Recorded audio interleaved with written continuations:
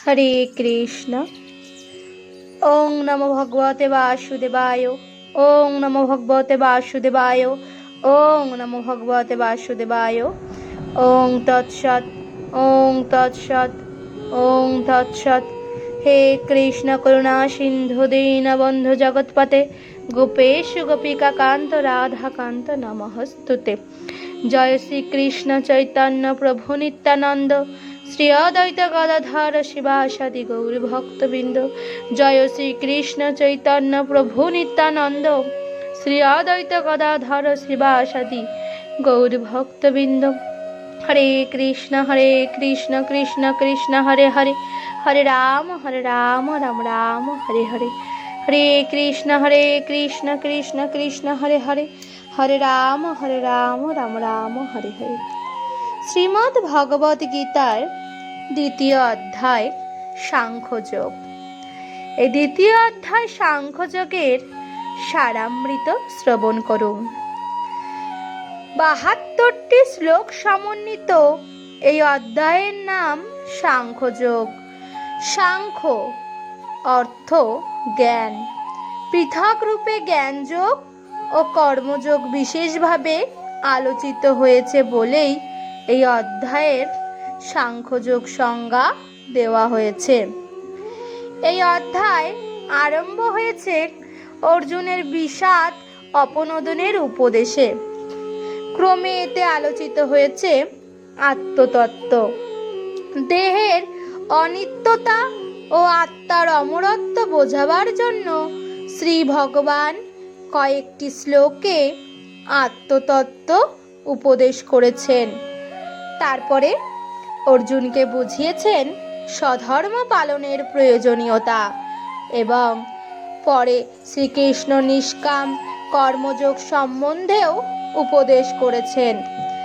যদিও এসব উপদেশ বা শাস্ত্রীয় বিচার অর্জুনকে লক্ষ্য করেই, তবু সমগ্র মানবজাতি এতে বিশেষভাবে উপকৃত হবে। জ্ঞান ও কর্মের মধ্যে বিরোধ অতি প্রাচীনকাল থেকে প্রচলিত। দীর্ঘকাল সঞ্চিত এই বিরোধরূপ পুঞ্জীকৃত গ্লানি দূরীকরণে এই অধ্যায়ের অবদান বিপুল।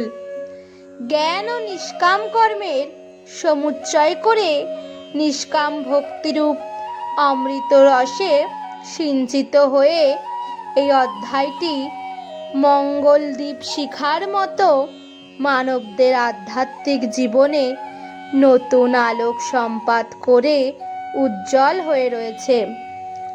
দিগদর্শক আধ্যাত্মিক আলোক স্তম্ভের মতো নিষ্কাম কর্ম জ্ঞান ও ভক্তির ফলস্বরূপ ব্রহ্মপ্রাপ্তি ও স্থিতপ্রজ্ঞ অবস্থা।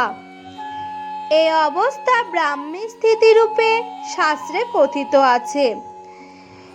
এই অবস্থায় স্থিত হয়ে মানুষ নিষ্কামভাবে বর্ণাশ্রমোচিত কর্ম করেও অন্তে ব্রহ্মনির্বাণ ও মোক্ষপ্রাপ্ত হয়। সর্বে বেদা যত পদমামনন্তি তাপংসি সর্বাণি চ যদ বদন্তি যদিচ্ছন্ত ব্রহ্মচর্যং চরন্তি তত্তে পদং সংগ্রহেণ বব্রীমি অমিত্যে তত। অর্থাৎ বেদসমূহ এক বাক্যে যে ঈপ্সিত বস্তুর প্রতিপাদন করেন, অখিল তপস্যাদি যার প্রাপ্তি সহায়, যাকে প্রাপ্ত হবার জন্য লোকে ব্রহ্মচর্য ব্রতচারী হয়ে থাকে, আমি তোমাকে সেই বস্তু সম্বন্ধে উপদেশ দিচ্ছি। ইহাই ওই পদপ্রাপ্তি, ব্রাহ্মী স্থিতি বা মোক্ষপ্রাপ্তি। সমগ্র গীতায় বিশেষভাবে আলোচিত এই ব্রহ্মস্বরূপতা প্রাপ্তি দ্বিতীয় অধ্যায়ের মূল সঙ্গীত। ওং তৎসৎ ওং তৎসৎ ওং তৎসৎ। গীতা গঙ্গা চ সাবিত্রী সীতা সত্তা পতিব্রতা ব্রহ্মবলী ব্রহ্মবিদ্যা ত্রিসন্ধ্যা মুক্তি গেহিনী অর্ধমাত্রা চিদানন্দা ভবগ্নি ভ্রান্তি নাশিনী রাধে রাধে। শান্তি শান্তি শান্তি।